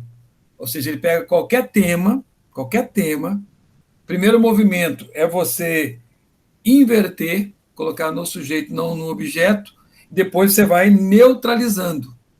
E o Gilles Deleuze fala a mesma coisa, para que eles possam ressignificar. Por que a minha palavra é sobre isso? Aqui na Universidade do Espírito Santo, que é onde eu estou mais próximo, não sei aonde você está mais próximo aí, tudo desse pessoal é desconstruir e ressignificar. Desconstruir e ressignificar. E temos que ressignificar tudo. Eu sei que o nosso contexto aqui é outro, quando nós falamos em ressignificar. Não sei se procede o que eu estou falando, isso. O que você acha? E aí que entra o ponto. Eu acho que complementa a pergunta do Maurício e essa inquietação com relação à guerra cultural. A questão do desconstrucionismo, né, que uma palavra significa que uma outra palavra significa outra palavra. Enfim, você abstrai de uma coisa fundamental. Realidade. E você tem uma realidade histórica. Certo? Eu não gosto da palavra resgatar, porque ela não está perdida, ela está silente. E a gente diz assim, o que significa história? A história é indagar, é questionar. A gente tem que indagar o passado de maneira apropriada. E eu penso que essa postura em relação ao estudo da história é a própria vacina. Putz, que palavra nessa época, mas vou usar ela. É a vacina contra o desconstrucionismo. Certo? Não, é literalmente mesmo. Por quê? Porque quando a gente faz esse trabalho, certo, de investigação, só um exemplo bem simples, de um acontecimento, o que você faz? Você põe a realidade no centro. Então, estou ressignificando, tá? O que você está ressignificando não bate com essas percepções e com esses fatos. Por isso que o desconstrucionismo, ele tem, aliás, ele não tem mais tanta essa eficácia, até está muito caricato hoje em dia, né? Quando você pega essa coisa do ressignificar, você vê aquele perfil no Twitter, que eu acho maravilhoso, antes e depois da Federal, né? Então você vê o que o Thiago conhece lá, o que ele faz com as pessoas, né? Então, ele já não está um tanto caricato, mas eu penso o seguinte, olha, por isso eu coloquei a primeira observação no início da nossa fala, o coração da história é a verdade. E a nossa ressignificação terá sentido na medida em que esta ressignificação reflita, mesmo que parcialmente, mesmo que problematicamente, mesmo que imprecisamente, a verdade. Certo? E aí imaginemos um cenário bem simples. Aliás, cenário bem simples não. Vamos pegar aqui um caso que eu acho muito interessante, que é a deputada estadual de Santa Catarina, a Ana Campagnolo, com seu livro, né, sobre o feminismo, né, Perversão e Subversão. O que ela fez? Ela escolheu um tema histórico. Lembrar que a deputada, ela é da área de história, né? Então ela pegou um tema, feminismo, e procurou fazer esse mapeamento. E o que é bacana, é legal, inclusive, quando você vê as entrevistas que ela concede, que ela pega as próprias autoras feministas, das várias gerações, primeira, segunda, terceira geração, e as situa historicamente. Ela faz todo esse trabalho. Situa historicamente, apresenta a visão de mundo que elas tinham, o que elas esperavam, né, do futuro, certo? E como que elas interpretavam o passado à luz desses valores. Tanto que é muito... Você vê qualquer entrevista... Teve uma que eu assisti faz pouco tempo, que era um debate dela com a gaúcha lá do PCdoB, a Manuela Dávila. Que ela tinha lançado um livro. E aquilo, assim, você vê, ó, literalmente esse exercício, né, de modéstia diante da realidade. A Manuela tinha recentemente lançado um livro, e a Ana Campagnolo chegou lá com o livro da Manuela Dávila, lido e anotado. E junto com o livro da Manuela Dávila, veio com uma pilhinha assim, de livros feministas, de teóricas feministas. E é óbvio que a Manuela Dávila, aquele jeitão dela, tentava desconstruir a fala da Ana. Só que a Ana não estava apenas ela. Ela tinha feito a reconstrução histórica. E o livro dela é fabuloso, porque ela faz literalmente isso. Ela vai apresentando cada uma das teóricas dentro do seu devido contexto. Então, isso é algo que teria que ter mais, né, de publicações, mas nós realizarmos esse trabalho conosco mesmo. E quando você vai entrar nessa situação que acontece com frequência, não, vamos desconstruir, peraí. Vamos apresentar o fato bruto. Desconstrucionismo diante de fatos brutos, diante da construção histórica, se desmonta. É igual a fábula dos três porquinhos, né? O desconstrucionismo, né? Total. É o lobo mau, né? Então, o debatedor de Facebook, de Twitter, é o porquinho da casa de palha. Aí funciona, né? O porquinho da casa de madeira é aquele do diploma, né? Não do diploma, é do diploma. Chega lá, puf, desmonta. O da da casa de tijolos é o quê? É aquele que construiu. E que é bacana quando se compara, né? Os dois primeiros porquinhos, né? Com o terceiro. Os dois primeiros são fanfarrões e agitados. É o Cícero e o Heitor, né? Uhum. E aí o terceiro, que é o... Não vou lembrar o nome. Prático. Isso. Ele é silente, ordeiro e trabalhador. E, obviamente, o desconstruído desmonta diante disso. Tá? E isso que é bacana. O Karl Popper, ele fala, né, o que é conhecer? Conhecer é tornar as coisas familiares a nós. Então o cara chega ao desconstruir. Se aquele assunto nos é familiar, tudo se desmonta. Nada. Acabou a luz em casa. Né? Meu pai é almoxarife, né? Ele fala assim que, olha, eu em casa eu acho um anzol no escuro. E de fato acha. Porque tudo na sua casa é familiar a ele. Na reconstrução histórica, né, na construção histórica, quando a gente faz esse trabalho, né, nós o fazemos em nós. E aí aquele acontecimento se torna o quê? Familiar a nós. E daí o desconstrucionismo se desmonta. Cai por água abaixo.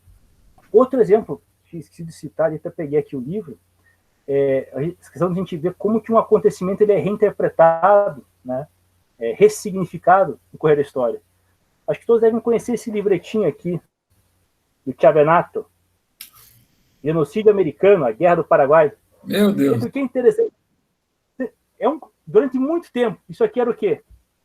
Até a pergunta que o Paulo fez, né? Esse livro aqui era a verdade. É o livro didático. O que aconteceu? Passou-se o tempo, outros historiadores foram pesquisando outras fontes. E aí vem aquele livro, A Maldita Guerra. E você percebe que o quê? Que essa tese do Chiavenato é nada mais nada menos que a cópia de uma tese paraguaia. Então, o que é interessante ver como que a construção do conhecimento histórico, ela responde o quê? A perguntas do historiador que viveu um determinado período histórico. Então, o que é bacana é justamente ter esse vislumbre. Né? Sempre lembrar, a história ela não brota, ela é construída a partir do presente. E nós, diante da história, temos que ser construtores, não moradores. Isso que D'Artagnan, um detalhe que é sutil e nós não estamos percebendo é a modificação das palavras. A modificação das palavras. Uma palavra que eu tenho problema com ela só para finalizar a minha parte, empoderamento. Até na igreja que eu frequento, de vez em quando, as pessoas vão falar qualquer coisa, vão falar, nós precisamos nos empoderar. E aí começa a reproduzir alguma coisa fora de contexto, e aí é como se ele colocasse na minha boca a palavra, o termo, o conceito, e como eu estou irrefletido no processo, eu acabo reproduzindo, e aí o outro que está ouvindo sobre isso. Então, esse é um outro detalhe que eu tenho pensado muito sobre, e o nosso grupo conservador tem estudado alguns conceitos do conservadorismo e outras práticas de alta cultura também, para poder não cair mais nessas questões todas. O Assis quer fazer uma pergunta também. Pergunta, Francisco. D'Artagnan, na verdade, é mais um comentário, e ao final acredito que eu tenho aqui também uma pergunta. Então eu começo a fazer o seguinte comentário. Com relação a essa questão do estudo do passado e da visão e do conhecimento que se tem dele, eu começo pegando uma carona em cima do que você falou, com relação, por exemplo, à visão que a gente tem ou passa a ter dos nossos pais ao longo da vida. Então, exemplo, meu pai esse ano farão 22 anos que ele morreu, né? E eu, como pai de 2 filhas, existe ainda vozes do meu pai que, diante de situações diante da minha filha, é como se meu pai estivesse falando hoje para mim. E aí, já que nós estamos falando tanto em ressignificados, inúmeras palavras que o meu pai falava para mim há 30, talvez 40 anos atrás, elas ganham um significado espetacular no dia de hoje, para mim, eu como pai. Então, olha que coisa interessante, como que é a própria compreensão da história pessoal de algo que o meu pai falava, e hoje eu tenho uma compreensão muito maior, em pleno 2020, do que anteriormente. Então, tenta imaginar se, num aspecto pessoal, você ressignifica e as palavras de alguém que te falou, que comentou com você, ganham um ressignificado ou tem um entendimento maior. Imagine, então, dentro da história que você muito bem colocou. Esse é um primeiro aspecto que eu queria falar. O outro é uma experiência muito interessante que eu tenho, eu diria que é uma oportunidade. Eu convivo no dia a dia com um ancião de 96 anos de idade, que é o meu sogro, e ele eu tenho o privilégio que ele tem 96 anos, mas com uma saúde plena e uma memória, assim, fenomenal. E ele foi motorista de caminhão, andou esse Brasil praticamente de ponta a ponta. Antes mesmo da história, por exemplo, do GPS, se hoje você perguntar para ele, principalmente região Nordeste, região Sudeste, ele é capaz de te falar a ordem das cidades do Espírito Santo até o extremo do Nordeste, que primeiro vem essa cidade, isso e aquilo. Mas por que eu estou falando isso? Ele é capaz de uma narrativa, por exemplo, das histórias do carro de boi, que ele faz um apanhado fantástico de um Brasil que não existe mais. Mas ele também tem plena consciência do que é o Brasil hoje em termos, por exemplo, de tecnologia, que não se viaja mais, por exemplo, carga viva, que o gado hoje, claro, você tem todos os carros frigoríficos, então ele faz um apanhado da história com duas visões, uma visão realmente de quem viveu o momento, de quem viveu a história, diferente dos motoristas mais atuais, que só tem uma visão, por exemplo, do que é transportar carne dentro de uma visão do presente. Então, por exemplo, um motorista do presente que tem a oportunidade de conversar com ele, como eu tenho, o indivíduo ele passa a ter uma visão do que era o transporte rodoviário da época de uma forma impressionante. Então, significa o quê? Que aquilo que você muito bem colocou, da importância do debate, da análise e da visão de algumas obras históricas, eu faço essa associação pessoal de um fato que eu vivo no cotidiano. É claro que são duas realidades, duas situações diferentes, mas eu acho que vale como um exemplo para a gente fazer esse comparativo. Quando eu tenho um ancião de 96 anos, que coloca a visão dele de mundo e de uma época para os historiadores que escreveram e fizeram uma leitura de mundo de uma época, e hoje cabe a nós exatamente fazer essa leitura do mundo presente com tudo aquilo que o passado realmente deixou para a gente. Então, achei muito interessante esse aspecto que você trouxe para a gente. E, por último, para eu encerrar, eu vivi uma situação, eu também trabalho com história, e eu tenho duas filhas, a mais nova está com 14, vai fazer agora 15 anos, e aí, D'Artagnan, aconteceu uma coisa muito interessante, dentro de inúmeros debates que ela trava com alguns colegas, era um tema relacionado à questão da ditadura militar. Aí ela me mandou um áudio desesperado no WhatsApp, e ela falou: pai, você precisa de me dizer o que é isso, isso, isso. Eu falei assim: minha filha, para que você quer isso? Pai, porque eu preciso vencer o meu colega num debate e eu tenho que apresentar uma argumentação muito forte para ele. D'Artagnan, eu falei, aí primeiro eu fiz a ressalva, eu falei assim: minha filha, não é por aí, não é assim que se faz as coisas, você precisa estudar, mas vamos lá. Aí apresentei o fato para ela, aí ela foi cheia de razão, com aquela coisa toda. Então, é só para poder ilustrar que o que você realmente comentou é um fato e mexe com a gente, porque isso a gente vive no dia a dia, com a própria prole, com os filhos, e é uma questão que realmente está aí dentro do debate, dentro dessa questão realmente de nós precisarmos estudar para a gente poder realmente trabalhar, tá ok? Então, eu quero te agradecer muito, é só para realmente pegar uma carona naquilo que você falou e expôs tão bem, ok, D'Artagnan? Obrigado. Só aqui, dois comentários bem rapidinhos. Primeiro, aquilo que o Marco Antônio tinha comentado com relação às palavras.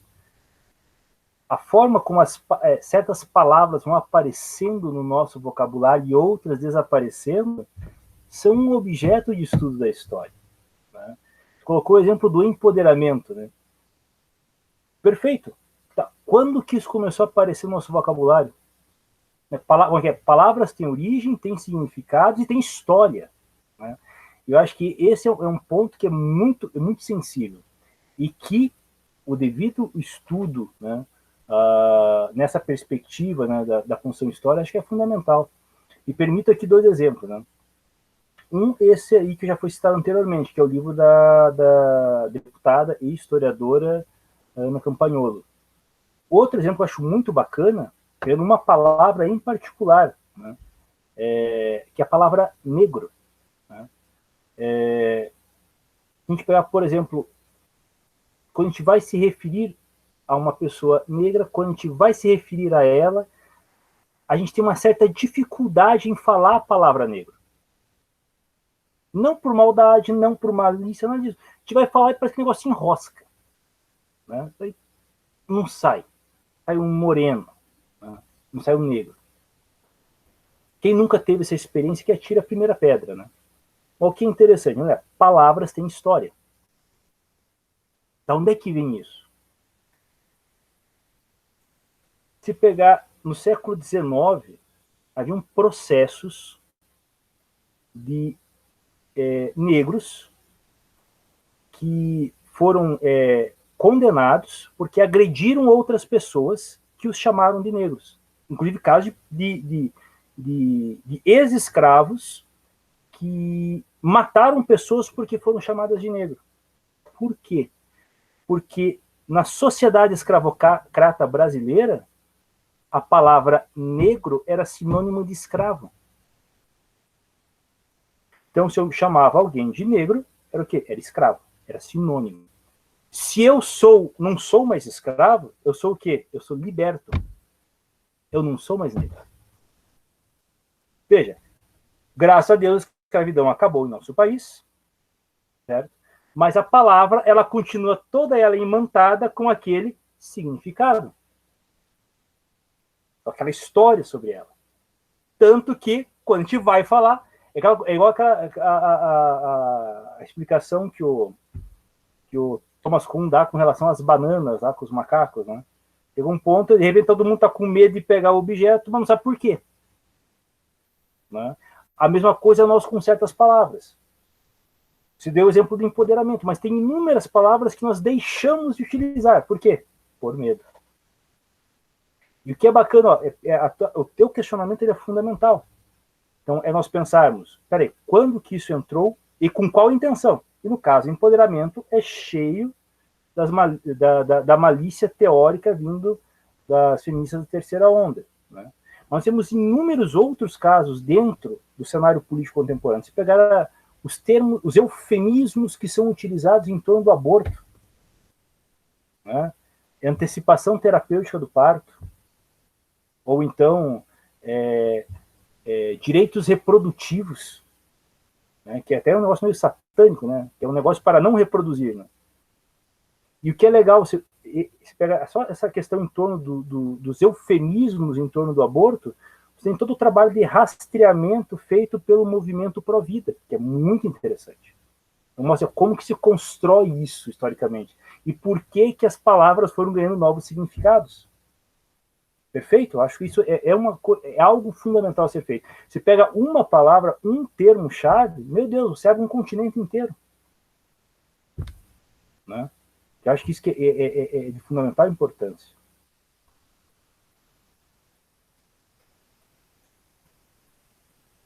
Opa, voltei. Meus queridos, eu acho que, mais uma vez, foi aquele momento assim, que a gente aprende e cada dia mais aumenta um pouco mais. E eu quero agradecer a todos vocês o carinho, tá certo? O momento. E, assim, perguntar se o Paulo quer fazer alguma consideração, nós estamos já caminhando para o tempo limite. Paulo Cunha.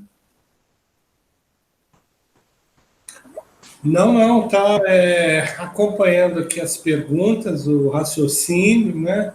Evidente que é um assunto que tomaria, que pode continuar, é um assunto que a gente pode desdobrar e é um assunto sempre pertinente, né? Eu estava aqui também pensando em inúmeras situações, mas que num outro momento, numa outra situação, a gente também vai colocando essa questão, por exemplo, que o Assis abordou e que o D'Artagnan comentou, final sobre a questão da linguagem, é uma questão que me inquieta muito. Me inquieta no sentido de a linguagem ter sido tomada atualmente por algumas classes ou categorias e ela é utilizada, né, de maneira a controle, a manipulação. Né? Eu sempre me lembro muito de um exemplo muito simples, muito raso, que provavelmente alguns aqui devem ter vivido na época do INPS, que é o Instituto Nacional da Previdência Social, e eu também. E hoje você tem o INSS. Eu lembro do carnê do INPS, eu lembro, Marquinhos. Eu sou o único que não lembro disso. Você é aposentado por ele até hoje. E o que acontece? Eu dou esse exemplo porque você percebe que quando um órgão, um instituto, ele deixa de ter credibilidade, ele deixa de ter aquele conceito positivo, se troca, é muito comum. Né? Você troca, continua a mesma porcaria, mas você dá um nome diferente a ele, como se aquilo tivesse sido tivesse ocorrido uma modificação, que não há. E eu percebo isso muito com palavras, né? Você citou, D'Artagnan, a questão do negro, tá? E eu vi eu acho que ele é sociólogo preto, porque o correto seria o preto e não o negro. Na exposição dele, eu achei muito interessante, ele fala que o negro ficou associado a tudo aquilo que não é bom. Eu tive um dia negro, né? Uma sexta-feira negra, tal. Ele fala que o correto, porque você fala, eu vou comprar um carro negro, eu vou comprar um carro preto, a cor é preta, né? Mas aqui no Brasil, concordo plenamente com você, quando a gente vai se referir a uma pessoa que tem a cor preta, né? Ou se quiser, porque a gente já tem aquela suscetibilidade de falar negro, preto, então fica mais complicado ainda, né? Sendo que se alguém perguntar a minha cor, eu tenho que dizer que eu sou branco. Eu sou o quê? Eu sou branco, não é? Quase transparente. Né? Então, quer dizer, mas virou uma palavra que é um xingamento, né? Hoje, isso obviamente assim como um objeto de manipulação de determinados tipos. Esse é um exemplo que eu estou dando, porque esse é um assunto que me interessa muito e que a gente, num outro momento, também pode ir explorando ele um pouco mais, né?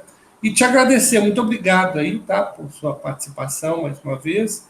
E da minha parte aqui, Marco Antônio, eu estou me despedindo de todos, mas continuo aqui ouvindo. Caso necessário, eu falo aqui mais um pouquinho, tá bem? Tá bom. Eu vou só parar a gravação e aí a gente deixa depois as considerações finais. Quer falar, D'Artagnan? Sim, eu tinha me esquecido aqui, a gente foi tocado aqui na questão da escravidão no Brasil, dessa forma de você estudar história, né? Se compreender a forma como a história vai se construindo através do tempo.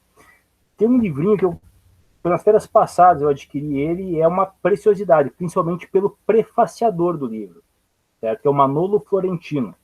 Manolo Florentino, ele é o maior um dos maiores africanistas brasileiros, certo? E é um livro fantástico, que é esse aqui, ó. 3 vezes Zumbi. É simplesmente genial, certo? Então, assim, é tão bom quanto aquele dos intérpretes do Brasil, lá do José Carlos Reis. Uhum. Ele pega o mesmo trabalho, como era a historiografia de Palmares e Zumbi no período colonial, no Império e na atualidade. E como que a imagem do herói é construída. É fantástico. E o bacana, assim, que o Manolo Florentino é um historiador de mão cheia, né? Ele falou assim, olha, ele é muito interessante, porque ele falou assim, ó, a forma como é construído o herói reflete os construtores, muito mais os construtores do que o próprio herói. Ele vai mostrando como se faz a construção do conhecimento histórico. E foi tocado o tema ali, né? Quando você pega a forma como se discute hoje em dia a figura de Zumbi como um ícone da esquerda, ele coloca isso como isso vai sendo construído. Então, o que é bacana, né, na guerra cultural é justamente ter essa visão mais ampla, seja em torno dos termos truncados e complicados que nós temos no debate político, mas principalmente essa visão mais complexa do passado. Pô, já imaginou se pegasse, por exemplo, uma obra de história sobre 64? Vamos lá assim, ó. Como que era visto o golpe em 1970? Como era visto o golpe em 1980? 80. Em 90. Oh, e é uma coisa que é interessante, você pega essa questão da ressignificação, tem um termo que é fundamental, né? Quando a memória é coletiva, que a memória ela é sempre seletiva. Né? Memória é um quarto escuro que você projeta com uma lanterna. Quem está segurando a lanterna vai falar para onde que o foco tem que ir. É assim. Né? O que é interessante? Aí quando você faz esse vislumbre, ó, em 70 era assim, tá. O que acontece? Você compreende que a memória coletiva ela é determinada por quem está no poder. E que é legal se perguntar para qualquer gurizada, como é que é hoje? O golpe. Como é que era em 1900? Eles não são capazes de imaginar. E o que se faz? Se dimensiona o problema. E aí que é o espetáculo. Né? Porque daí você tem essa visão, olha, a pessoa, poxa vida, então a minha visão não é absoluta, a minha visão é parcial. E me venderam um peixe podre. Certo? Acho que esse trabalho é o trabalho com relação às palavras, com relação a certos acontecimentos. Né? E eu acho que esses dois autores, as duas obras que eu apresentei para vocês, acho que são bastante interessantes, porque eles fazem esse trabalho, um com os intérpretes e o outro com um personagem que hoje é chave no debate brasileiro, né? Que é Zumbi.